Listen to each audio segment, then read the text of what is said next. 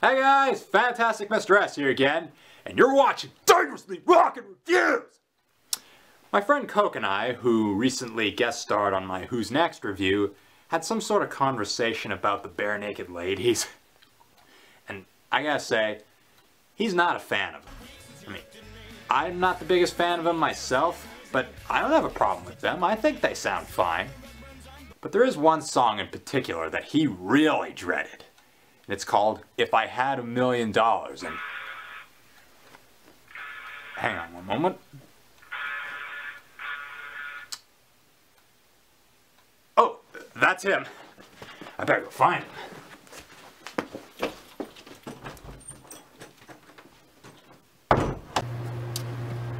So let's start with the opening, shall we? You mean the part I can actually tolerate? Yeah, right, the part you can actually tolerate. The okay part. Yes. I actually like the opening riff. It's got a nice country feel to it, but then it's beautifully accentuated with some piano notes. Well, yes, and you know what, I do agree with you. It is admittedly a nice opening, but here's the thing about the intro. First off, it's never a good sign when the best part of your song is the beginning, because it all just goes downhill from there. The second part, and this is the far bigger problem with both the beginning and the overall song in general, it's sort of like Donald Trump. You know, Donald Trump is very good. You see Donald Trump on TV, he's very good at putting on this friendly, agreeable facade. But when you think about just what that facade is meant to be hiding, you just feel so egregiously manipulated, and I feel the same way about this song intro. It starts off decently, even tolerable, but when you think about just what it's hiding, again, you just feel so manipulated. And the performances are pretty good too, especially that of lead singer Ed Robertson. I like his singing. Although I'm not all that sure about singer Stephen Page. He sounds like a watered down version of Gord Downie from the Tragically Hip. If I had $1 million, bye. Yeah, the performances are okay, and even the backup vocals do sound somewhat inspired. It's just, at the same time, it doesn't really sound like anything you haven't heard before. For as nice as it is, it feels rather insipid. Yeah, I'm gonna have to agree with you. And now, of course, getting to the bane of this song's existence, the fucking lyrics. Well, I didn't think they were that bad. Okay, you know what, sit down. I'm about to be the teacher to your student. Enlighten me.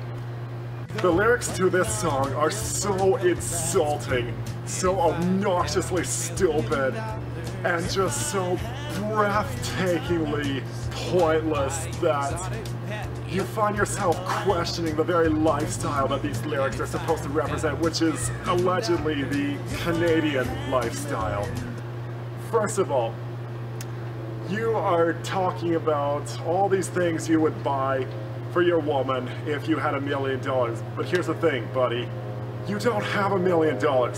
Nobody gives a shit what you're going to do with something you don't have, because it's not going to happen.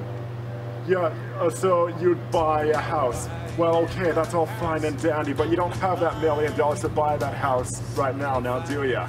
Exactly. I mean, not every house costs $1 million. No. Half of the things you just mentioned don't cost $1 million. Even in this day and age where inflation has become so appallingly out of control and out of hand, there are still a lot of houses that don't cost $1 million fucking dollars. That's a bad sign when that cartoon featuring Scrooge McDuck knows more about money than this song. Yes. Or even than the government in general. Yes. And let's get to another big problem with the lyrics. Right before the chorus, when he says, I buy your love.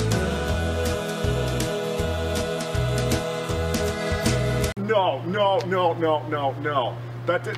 Money does not work that way. Love does not work that way. Neither of these things, especially in conjunction, work that way.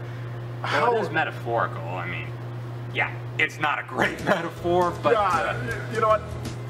the thing about metaphors is that they kind of have to work in order to be effective. This does not work at all.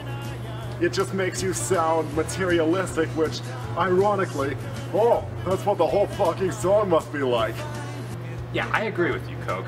The lyrics are kind of pointless, and there are some things I would improve upon the melodies, like having him not say, if I had $1 million Yes, every second line. Yes, which probably is a big contributor to why they feel so pointless in the grand scheme of things. I mean, what if Gordon Lightfoot's "If You Could Read My Mind" said, "If you could read my mind" every second line or so? I mean, that wouldn't have as much effect as it does now. I mean, it's still a conditional idea, but at least it's interesting, you know? It's kind of interesting to think about what sorts of things could happen if people could read your mind. You know, if you're talking about if you had money, nobody gives a shit what you do with that. The other problem too is some of the things they say they would buy if they had $1 million are so fucking stupid. Like, Wouldn't have to eat Kraft dinner. But we would eat Kraft dinner. Of course we would. We just need more. And buy really expensive ketchups with it. That's right, all the fanciest Dijon ketchup. how about putting that money towards something that's actually beneficial, like, oh, I don't know, a small business, or paying off your or be very proud. or paying off your mortgage, or sending poor kids to college, something that isn't unbearably stupid, like buying expensive fucking ketchups. No respect for money. That's right, all the fanciest Dijon ketchup. What the fuck is up with those spoken word interludes? What? You didn't like the spoken word interludes? How can anybody like those? Well, they can be very fruitful, you know? I mean, they can add some variety to the song, you know? To give us a break from all that singing. Well, yes, it can be fruitful if it has any of the appeal of fruit. This does not. You know, these are supposed to be musical artists that are supposed to be speaking something from their souls that the rest of us can feel but can't put into words. These guys sound like... They sound like grade 7s planning out their future on an Etch-a-Sketch. And finally, the biggest problem with this song, and that's saying a lot, good God.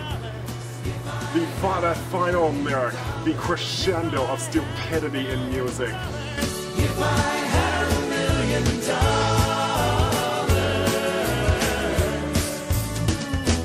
I'd be rich. Oh my God! Oh my God! What an intellectual breakthrough! Aristotle himself couldn't have thought of that! What a brilliant stroke of genius! I'm blown, man! I know! I would never have thought of that on my own! Holy shit! So, somebody give these guys a Nobel Prize for their revolutionary contributions to the world of intellect! Give them $10 million! $3 million! Yes! Okay, not $3 million. $100 billion! I know, I mean, my God, it's genius. It is just so not obvious. It's like a baby proudly declaring that he shit his pants while his parents are changing his diaper.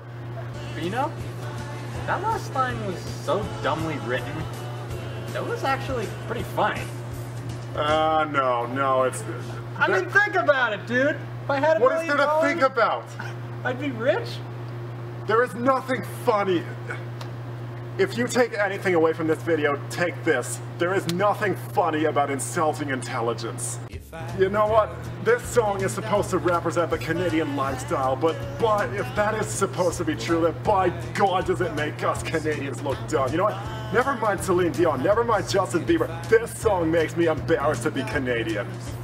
Well, I didn't think it was that bad. I mean, yes, the lyrics were kind of pointless, and Stephen Page isn't that great of a singer, and the melody isn't that great. And the whole thing reeks of materialism.